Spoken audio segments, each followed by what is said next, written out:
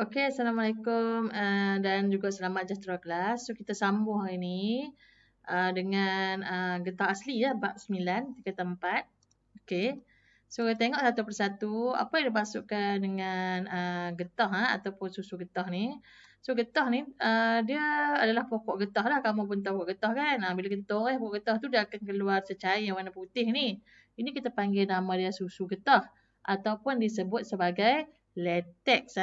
Latex yang kita ambil daripada batang pokok getah yang ditoreh. Okey. Susu getah asli ni kita proseskan menjadi getah asli dan getah ni merupakan sejenis polimer semula jadi yang banyak menyumbang kepada peningkatan ekonomi negara kita lah, yang tu semua orang tahu lah. Sampai sekarang pokok getah masih lagi kita tanam. So antara ciri-ciri getah asli ialah dia kenyal, lembut, tidak tahan haba, penebat elektrik yang baik serta tidak terlap udara. So kalau kamu tengok kalau siapa-siapa rumah dia ada getah ataupun ada orang kata panggil getah sekerap lah, orang Kedah panggil getah sekerap ni, beri tekan ya, memang dia lembut, dia juga kenyal, okey. Itu adalah contoh-contoh getah asli lah, sifat-sifat dia. Okey, next kita tengok pasal tindakan asid dan alkali terhadap latex. So kita tengok kalau kau perasan getah ni, okey, susu getah ni, latex ni, dia dalam keadaan cecair masa mula-mula keluar, tapi lepas 3 hari kita dapati bahawa dia mula mengeras menjadi pepejal. Okey So macam mana kita nak tahu apa yang terjadi dalam ni, kita akan cikgu terangkan sebentar lagi lah.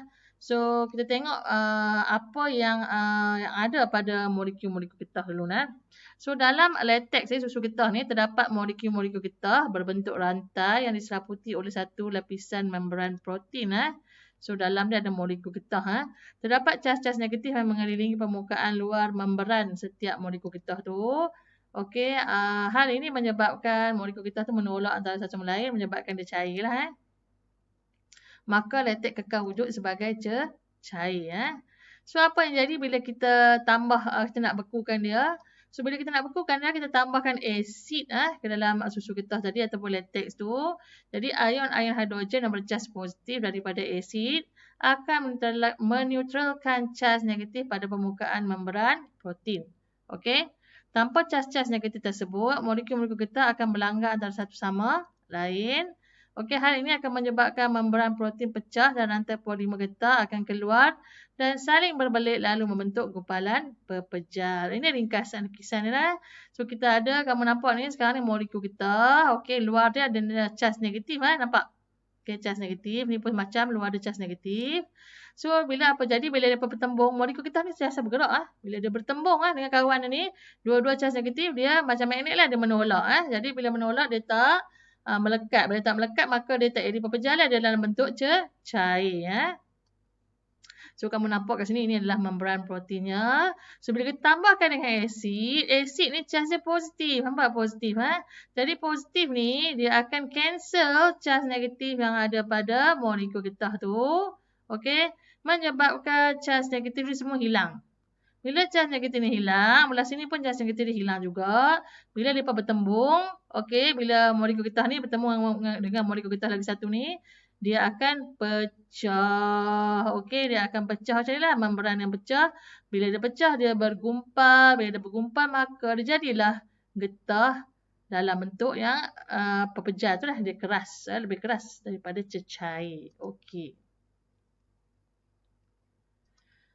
Okey, tengok sambung lagi seterusnya. Jika latex dibiarkan tanpa ditambah asid, lama kelamaan latex itu akan menggumpal juga akibat daripada tindakan bakteria yang menghasilkan asid dan meneutralkan membran protein molekul getah. So macam ni lah, katalah cikgu ambil susu getah ni, cikgu kumpul, tapi cikgu tak ambil hari ni, cikgu tunggu lepas 3 hari ke apa. Bila cikgu mai balik, cikgu dapati getah ni dia akan mengeras. Sebab apa? Dah mengeras satu hal lah, busuk satu hal. Okey, sebab bakteria dah membiak dalam tu. Tindakan bakteria membiak dalam tu menghasilkan asid. Jadi asid tu akan meneutralkan cas negatif pada molekul getah tadi. Okey Kita sambung penerangan dia. Apabila alkali ditambah ke dalam latex, ion-ion hidroksida daripada alkali akan meneutralkan ion hidrogen daripada asid tanpa asid, cas-cas negatif kekal pada membran protein dan molekul getah tetap menolak antara satu sama lain dan tidak berlanggar. Ini nak cakap pula, macam mana kita nak hasilkan getah yang tak bergumpal ataupun tak beku, getah tak beku. Caranya adalah kita tambah alkali, Okey, tengok dekat sini.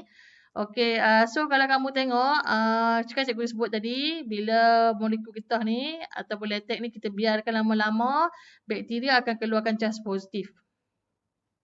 Cas positif ni lama-lama dia cancel cas negatif menyebabkan dia beku. Kita tak mahu ada beku sekarang ni, So kita buat apa? Okey, kita tambahkan dengan alkali.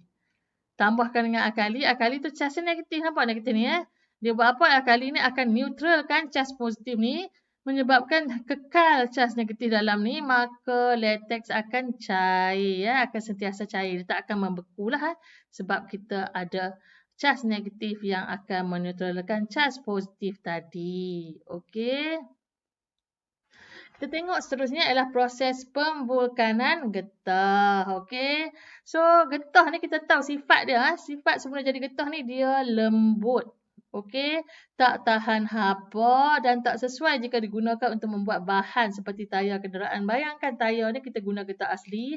Jalan sikit kemek tayar kita. Tayar kereta dia keras tau. Okey. Sebab apa dia keras? Sebab kita buat proses pemvulkanan, pada tayar getah tersebut. Okey. Tengok kat sini dia cakap, oleh sebab suhu di Malaysia sentiasa panas, sekiranya tayar diperbuat daripada getah asli, tayar itu akan menjadi lembek dan mencair apabila terkena permukaan jalan raya yang panas. Okey. Okey, ini adalah orang pertama lah yang menjumpai proses pemvulkanan. Nama dia adalah Charles Goodyear. Okey, kamu pernah dengar kan nama tayar Goodyear? Okey. So, beliau telah menemui kaedah pemvulkanan getah pada tahun 1839. Lama dah. Okey, beliau memanaskan satu campuran getah asli dengan sulfur. 1% getah asli, 3%, 1 hingga 3% sulfur. Okey, mengikut jisimnya. So, getah tu dicampur dengan sulfur. Sulfur tak warna kuning-kuning tu. Okey, kemudian dia campur-campur gawa, dia dapatlah getah yang tervulkan. Maksudnya getah yang telah mengalami proses pemvulkanan. Okey. Ni contoh sulfur yang warna kuning-kuning tu. So kita tengok sini, proses pemvulkanan boleh membaiki sifat getah dan menjadikannya lebih kuat. Pemvulkanan ialah proses pemanasan getah bersama sulfur. Melalui proses pemvulkanan, atom-atom sulfur ditambah ke dalam molekul-molekul polimer getah asli yang berbentuk rantai. Getah yang diperolehi melalui proses ini disebut sebagai getah tervulkan. Okey. So, kamu tengok dekat sini. Ini kita lukisan. Ini adalah molekul, rantaian molekul getah asli. Bila kita campur dengan sulfur, sulfur tu akan mengikat. Okey. Rantai polimer getah asli itu menyebabkan dia jadi getah tervulkan. Jadi, bila dia ikat ni apa jadi? Dia lebih kuat, dia lebih keras. Okey. Sebab itulah getah tervulkan ni sesuai untuk kita buat benda-benda yang lebih keras, okey, yang lebih tahan lasak. Okey, kita sambung. Struktur molekul bagi getah tervulkan dilihat mempunyai ikatan antara setiap rantai polimer. Kita tengok tadi dia ada ikatan SS tu. Okey, hal ini disebabkan oleh atom sulfur yang ditambah menghasilkan rantai silang antara rantai polimer getah. Okey, oleh sebab itu apabila daya dikenakan, rantai polimer getah tervulkan sukar untuk menggelongsor apabila haba dikenakan. Struktur molekul getah tervulkan sukar diputuskan. Maka getah tervulkan adalah lebih keras dan mempunyai ketahanan terhadap haba yang tinggi. So kalau kamu tengok getah tervulkan ni sebab kita dah ikat dia dah keras, dia susah nak menggelongsor, dia keras, dia keras kuat tahan haba. Okey, kita tengok ciri-ciri getah tervulkan yang lain. Kita ada keras dan lebih kenyal, penebat elektrik yang baik, tidak mudah teroksida di udara, tidak bertindak balas dengan asid dan alkali, tidak telak terhadap cecair dan udara dan tahan terhadap haba. Okey. So kita tengok antara kegunaan getah tervulkan, yang pertama kita buat tayar kenderaan, kita buat sarung tangan getah, kita buat tapak kasut. Okey, banyak lagi sebenarnya, banyak lagi kebanyakan getah-getah yang kamu jumpa tu, kebanyakannya getah-getah tervulkan. Okey. Kita tengok teknologi terkini berasaskan getah. Getah merupakan salah satu komoditi utama di Malaysia. Industri getah membantu meningkatkan ekonomi negara. Betul tu. Okey, penyelidikan dan pembangunan terhadap getah yang dijalankan oleh Lembaga Getah Malaysia perlu diteruskan supaya industri getah di negara kita bertambah maju pada masa hadapan. Dan beberapa penemuan baru telah dihasilkan menggunakan keistimewaan getah dalam bidang pembuatan dan pembinaan. Okey. Kita tengok teknologi berasaskan getah yang pertama. Okey, asfalt. Okey, ni asfalt ni kita buat jalan ni. Asfalt terubah suai getah bekuan, CMA nama dia. Merupakan konkrit asfalt untuk menurap jalan raya supaya tahan lebih lama, tahan haba dan mengurangkan bunyi bising dan keretakan jalan raya. Okey, getah colour merupakan cat lukisan yang dihasilkan daripada daripada latex untuk kegunaan seni visual. So getah colour ni kita buat untuk lukisan lah, tak ada gambar kat sini ya. Okey, mungkin yang ni ikut. Okey. Okey, dan pek landasan yang diperbuat daripada getah, ni landasan kereta api ni. Di antara landasan dengan enjin kereta api untuk mengurangkan getaran dan bunyi, gambar foto, ni gambar foto ni lah. Okey, contoh ialah beberapa teknologi terkini berasaskan getah.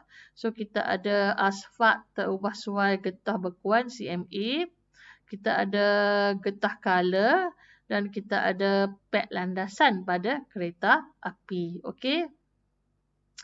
Okey kelas, kamu tengok bab ni kita dah habis dah. Sekarang kita sampai di end. Tolonglah kelas, make sure ajak kawan-kawan kamu tengok video PDPR sebab kehadiran itu diambil. Okey, kehadiran bukan sahaja kita ambil lah. Kita pentingkan kehadiran tu. Okey. So make sure pesan kawan-kawan semua masuk tengok . Okey kelas, okey bye-bye.